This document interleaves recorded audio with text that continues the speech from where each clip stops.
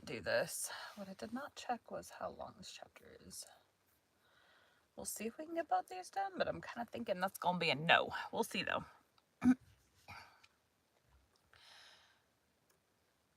Today we'll be continuing Great Expectations by Charles Dickens.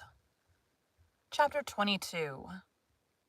The pale young gentleman and I stood contemplating one another in Barnard's Inn until we both burst out laughing.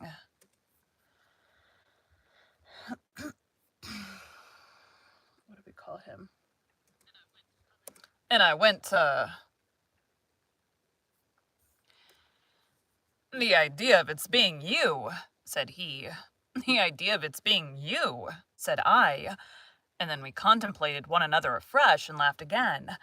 Well, said the pale young gentleman, reaching out his hand good-humoredly, it's all over now, I hope, and it will be magnanimous in you if you'll forgive me for having knocked you about so. I derived from this speech that Mr. Herbert Pocket, for Herbert was the pale young gentleman's name, still rather confounded his intention with his execution. But I made a modest reply, and we shook hands warmly.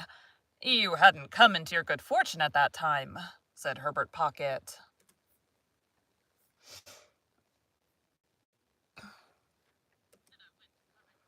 And I went to Covent Garden. No, said I. No, he acquiesced. I heard it had happened very lately. I was rather on the lookout for good fortune then. Indeed? Yes, Miss Havisham had sent for me to see if she could take a fancy to me. But she couldn't, at all events, she didn't. I thought it polite to remark that I was surprised to hear that. Bad taste, said Herbert, laughing. But a fact, yes, she had sent me...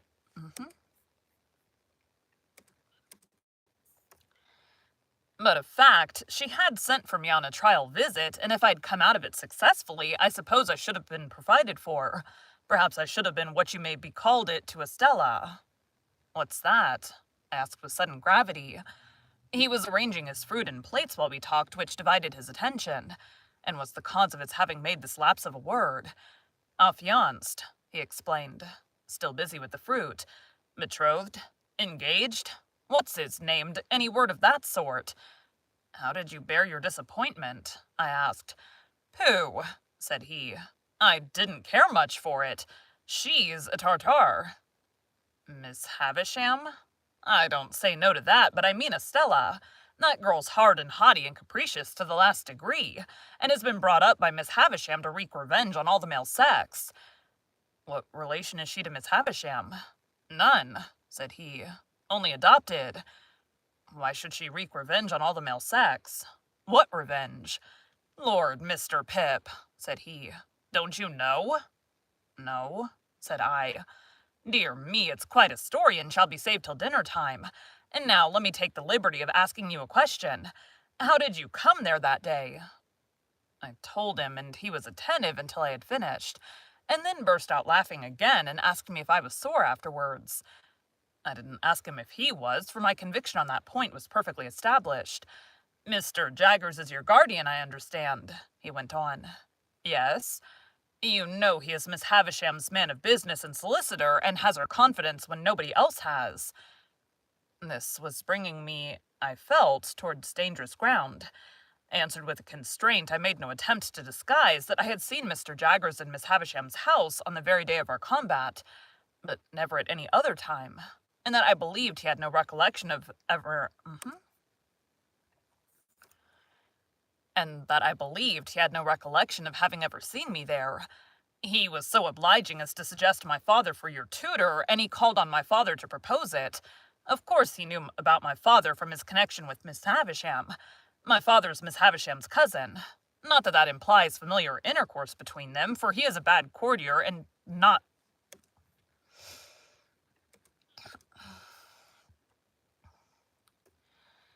Not that that implies familiar intercourse between them, for he's a bad courtier and will not propitiate her. Herbert Pocket had a frank and easy way with him that was very taking. I had never seen anyone then, and I have never seen anyone since, who more strongly expressed to me in every look and tone a natural incapacity to do anything secret and mean. There was something wonderfully hopeful about his general air, and something that at the same time whispered to me he would never be successful or rich. I don't know how this was. I became imbued with the notion on that first occasion before we sat down to dinner, but I cannot define by what means. He was still a pale young gentleman, and had a certain conquered languor about him in the midst of his spirits and briskness that did not seem indicative of natural strength. He had not a handsome face, but it was better than handsome, being extremely amiable and cheerful. His figure was a little ungainly, as in the days when my knuckles had taken such liberties with it, but it looked as if it would always be light and young, whether Mr. Trabb's local work would have sat more gracefully on him than on me. Maybe a question, but I am conscious that he carried off his rather old clothes much better than I carried off my new suit. As he was so communicative, I felt that reserve on my part would be a bad return unsuited to our years. I therefore told him my small story and laid stress on my being forbidden to inquire who my benefactor was. I further mentioned that as I had been brought up a blacksmith in a country place and knew very little of the ways of politeness, I would take it as a great kindness in him if he would give me a hint whenever he saw me at a loss or going wrong. "With pleasure," said he, "though I venture to prophesy that you'll want very few hints. I dare say we shall be often together, and I should like to banish any needless.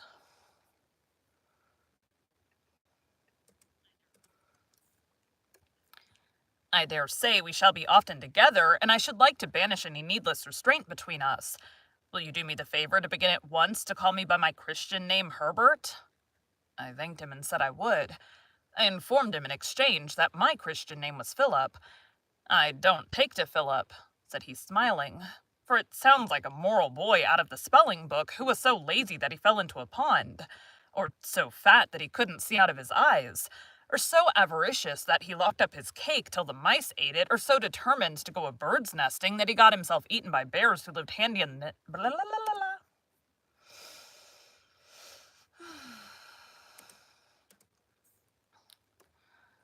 or so avaricious that he locked up his cake till the mice ate it, or so determined to go a bird's nesting that he got himself eaten by bears who lived handy in the neighborhood. I tell you what I should like. We are so harmonious, and you've been a blacksmith. Would you mind it?" "I shouldn't mind anything that you propose," I answered, "but I don't understand you. Would you mind Handel for a familiar name? There's a charming piece of music by Handel called The Harmonious Blacksmith." "I should like it very much. Then, my dear Handel," said he, turning round as the door opened, "here's the dinner, and I must beg of you to take the top of the table because the dinner is of your providing." This I would not hear of. So he took the top, and I faced him. It was a nice little dinner, seemed to me then a very Lord Mayor's feast, and it acquired additional relish from being eaten under those independent circumstances, with no old people by, and with London all around us. This again was heightened by a certain gipsy character that set the banquet off, for while the table was, as Mr. Pumblechook might have said, the lap of luxury, being entirely furnished forth from the coffee-house, the circumjacent region of sitting-room was of a comparatively pastureless and shifty character, imposing on the waiter the wandering habits of putting the covers on the floor, where he fell over them, the melted butter in the armchair, the bread on the bookshelves, the cheese in the coal scuttle, and the boiled fowl into my bed in the next room, where I found much of its parsley and butter in a state of congelation. Congelation? Where I found much of its parsley and butter in a state of congelation when I retired for the night. All this made the feast delightful, and when the waiter was not there to watch me, my pleasure was without alloy.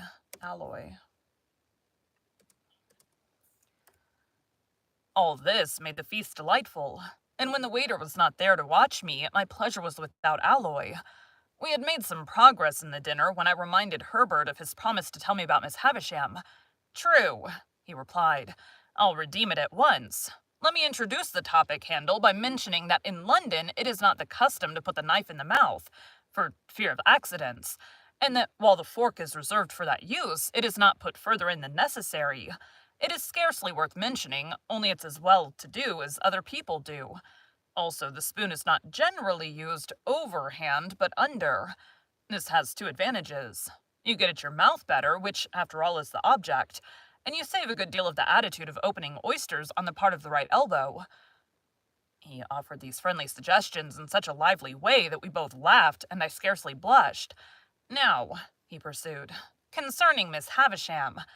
Miss Havisham, you must know, was a spoiled child. Her mother died when she was a baby, and her father denied her nothing.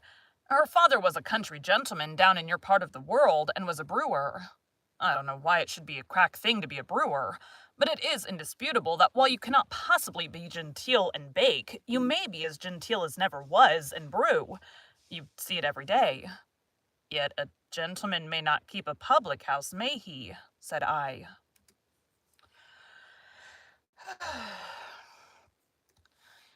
"Not on any account," returned Herbert, "but a public house may keep a gentleman. Well, Miss Havisham was very rich and Mr. Havisham.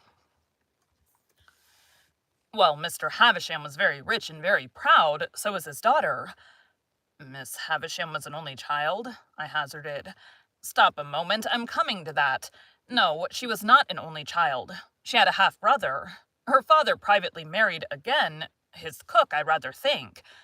"I thought he was proud," said I. My good Handel, so he was. He married his second wife privately because he was proud, and of course in time she died. When she was dead, I apprehended he first told his daughter what he had done, and then the son became a part of the family, residing in the house you're acquainted with. As the son grew a young man, he turned out riotous, extravagant, undutiful, altogether bad. At last his father disinherited him. But he softened when he was dying and left him well off, though not nearly so well off as Miss Havisham. Take another glass of wine, and excuse my mentioning that society as a body does not expect one to be so strictly conscientious in emptying one's glass as to turn it bottom upwards with the rim on one's nose. I had been doing this in an excess of attention to his recital. I thanked him and apologized. He said not at all, and resumed. Miss Havisham was now an heiress, and you may suppose was looked after as a great match.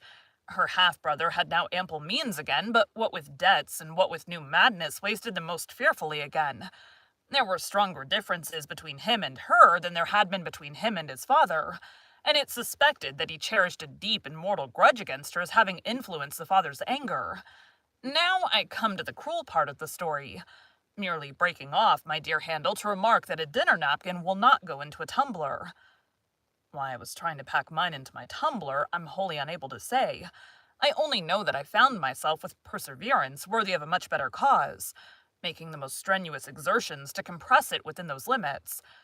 Again, I thanked him and apologized. And again, he said in the cheerfulest manner, not at all, I'm sure, and resumed. There appeared upon the scene, say at the races or the public balls or anywhere else you like, a certain man who made love to Miss Havisham. I never saw him, for this happened 25 years ago before you and I were, Handel. But I've heard my father mention that he was a showy man and the kind of man for the purpose, but that he was not to be, without ignorance or prejudice, mistaken for a gentleman. My father most strongly asseverates, because it is a principle of his, that no man who was not a true gentleman at heart ever was, since the world began, a true gentleman in manner.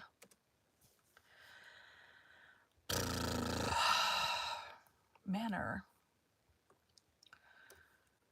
He says no varnish can hide the grain of the wood, and that the more varnish you put on, the more grain will express itself. Well, this man pursued Miss Havisham closely and professed to be devoted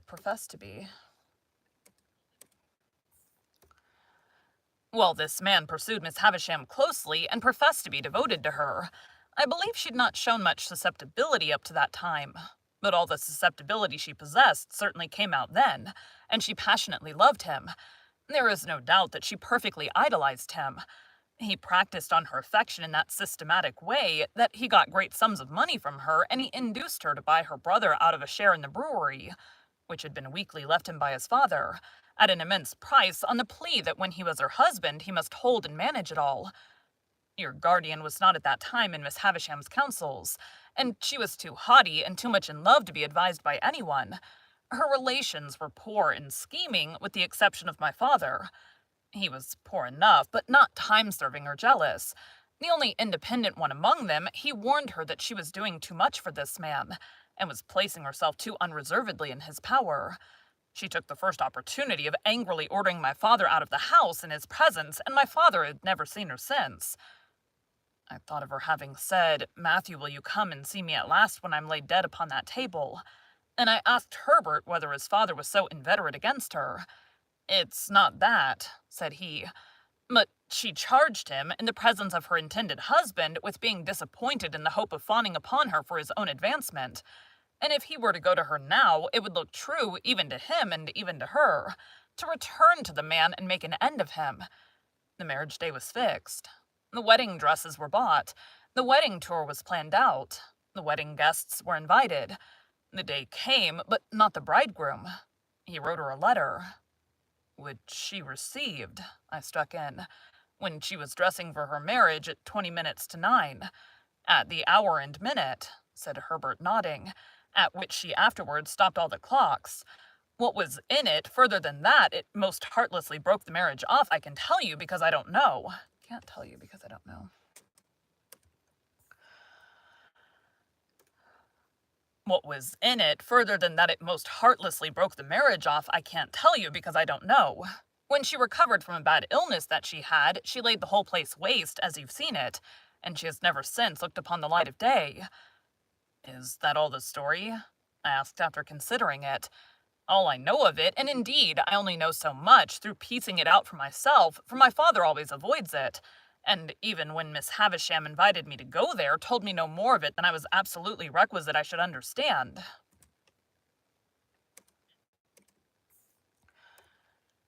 "And even when Miss Havisham invited me to go there, told me no more of it than it was absolutely requisite I should understand. But I've forgotten one thing. It has been supposed that the man to whom she gave her misplaced confidence acted throughout in concert with her half-brother, that it was a conspiracy between them, and that they shared the profits. I wonder he didn't marry her and get all the property. Ow. That hurt. I wonder he didn't marry her and get all the property," said I.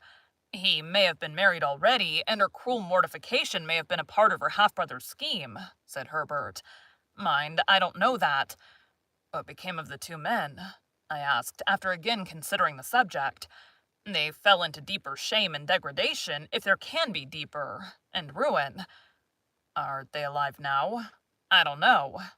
"You said just now that Estella was not related to Miss Havisham, but adopted. When adopted?" Herbert shrugged his shoulders. "There has always been an Estella since I've heard of a Miss Havisham. I know no more, and now, Handel," said he, finally throwing off the story as it were, "there's a perfectly open understanding between us.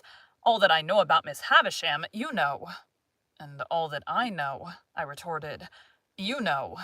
I fully believe it. So there can be no competition or perplexity between you and me.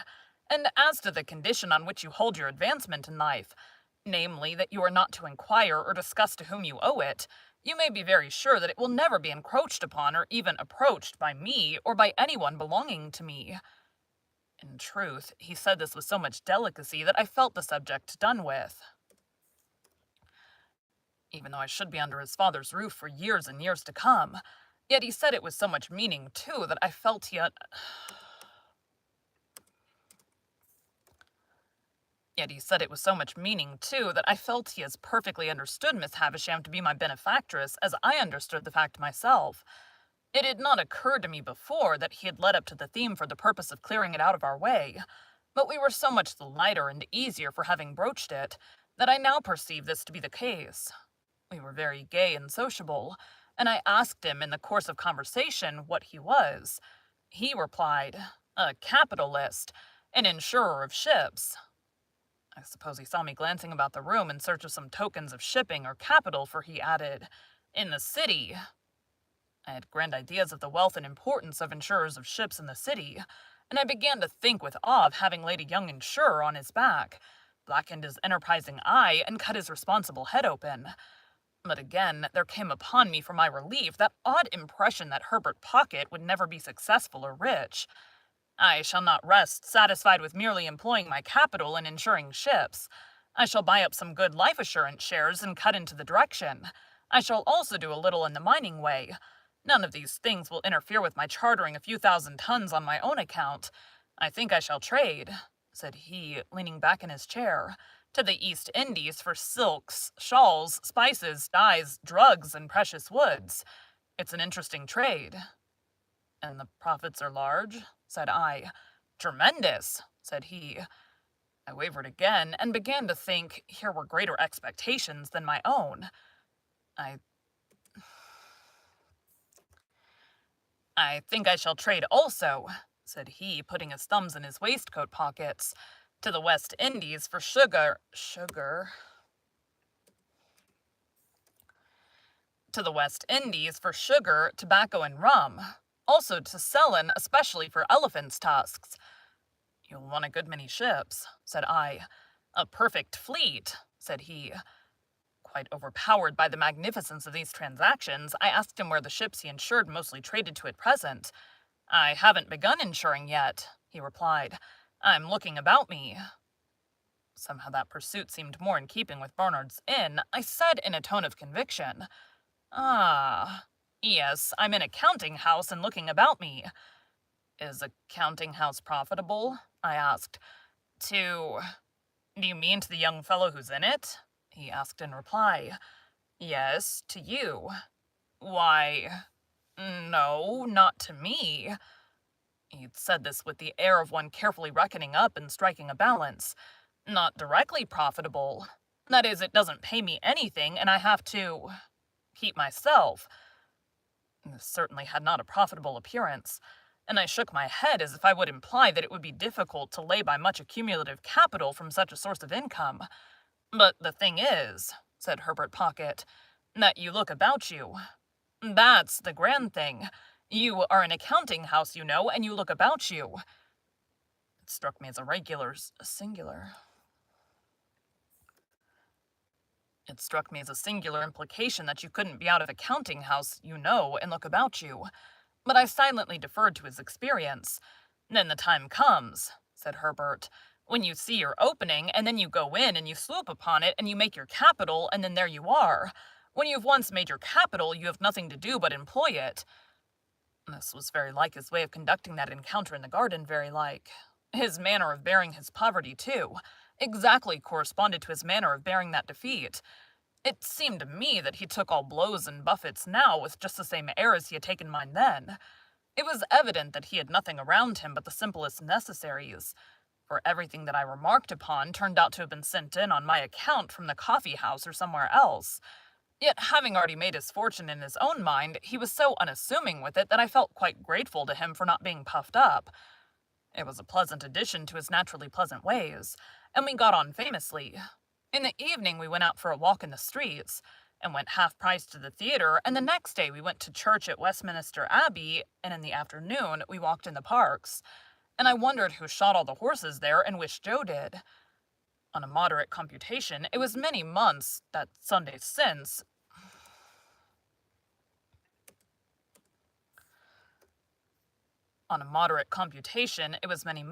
that Sunday, since I had left Joe and Biddy. The space interposed between myself and them partook of that expansion, and our marshes were any distance off. That I could have been at our old church in my old church-going clothes on the very last Sunday that ever was, seemed a combination of impossibilities, geographical and social, solar and lunar. Yet in the London streets, so crowded with people and so brilliantly lighted in the dusk of evening, there were depressing hints of reproaches for that I had put the poor old kitchen at home so far away, and in the dead of night, the footsteps of some incapable impostor of a porter mooning about Barnard's Inn, under pretense of watching it, fell hollow on my heart.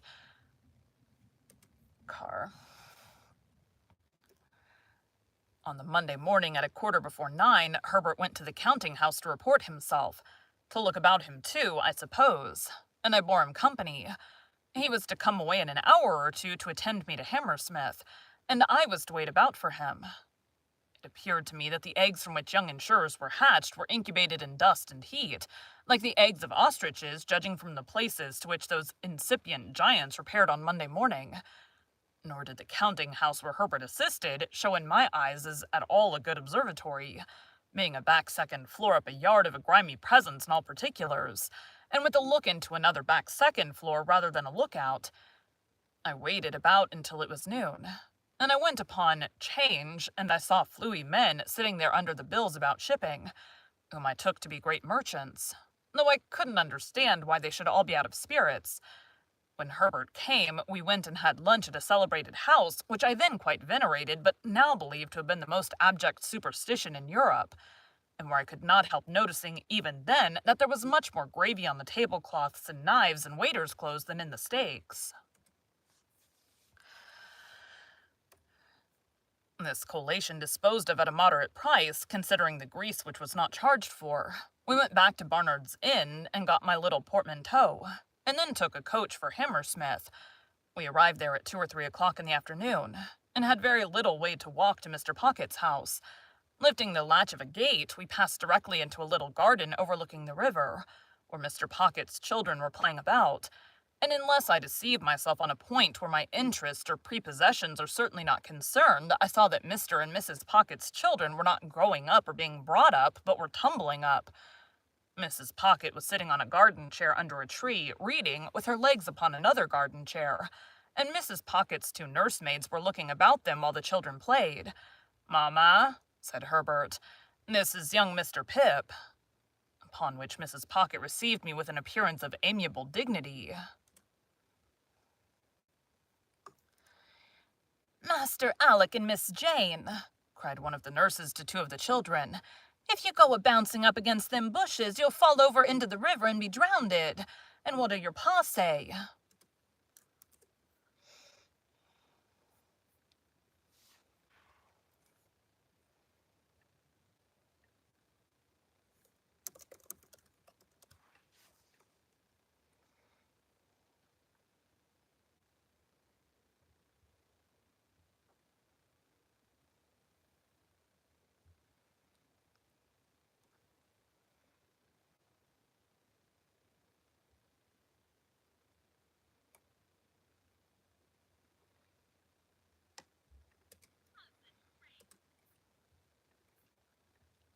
I'm trying to find where she talks.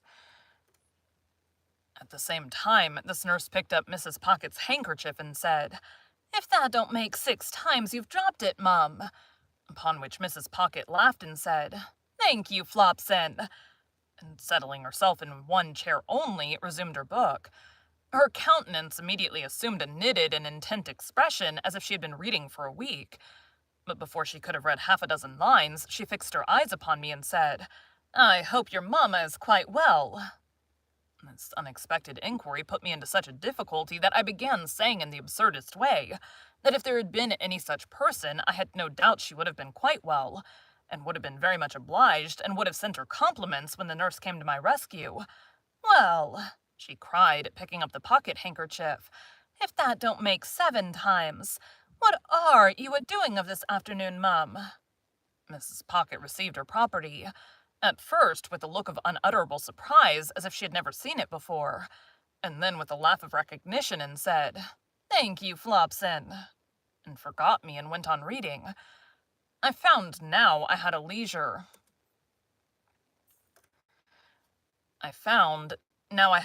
to count them, that there were no fewer than 6 little pockets present. Damn it. I found, now I had leisure to count them, that there were no fewer than 6 little pockets present, in various stages of tumbling up. I had scarcely arrived at the total when a 7th was heard, as in the region of air, wailing dolefully. Flopson. "If there ain't baby," said Flopson, appearing to think it most surprising. "Make haste up, Millers." Millers, who was the other nurse, retired into the house. I need to name her Flopson.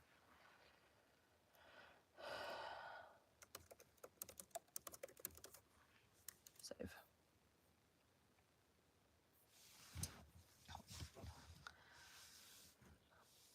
And by degrees the child's wailing was hushed and stopped, as if it were a young ventriloquist with something in its mouth. Mrs. Pocket read all the time, and I was curious to know what the book could be. We were waiting, I supposed, for Mr. Pocket to come out to us. At any rate, we waited there. And so I had an opportunity of observing the remarkable family phenomenon that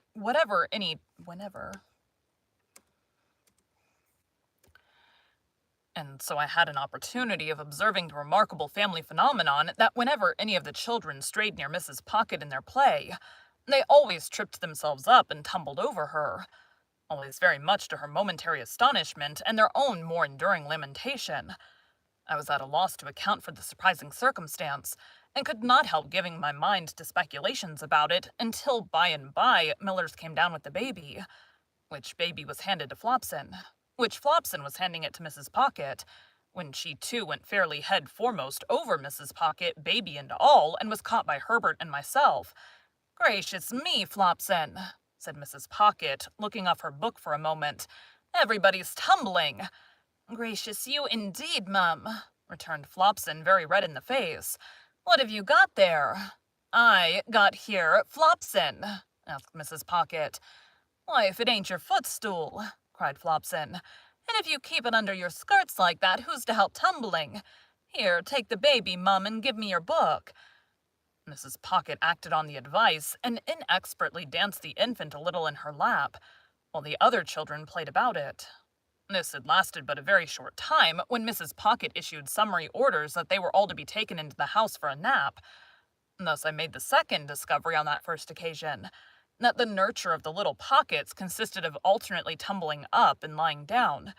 Under these circumstances, when Flopson and Millers had got the children into the house like a little flock of sheep, and Mr. Pocket came out of it to make my acquaintance, I was not much surprised to find that Mr. Pocket was a gentleman with a rather perplexed expression of face, and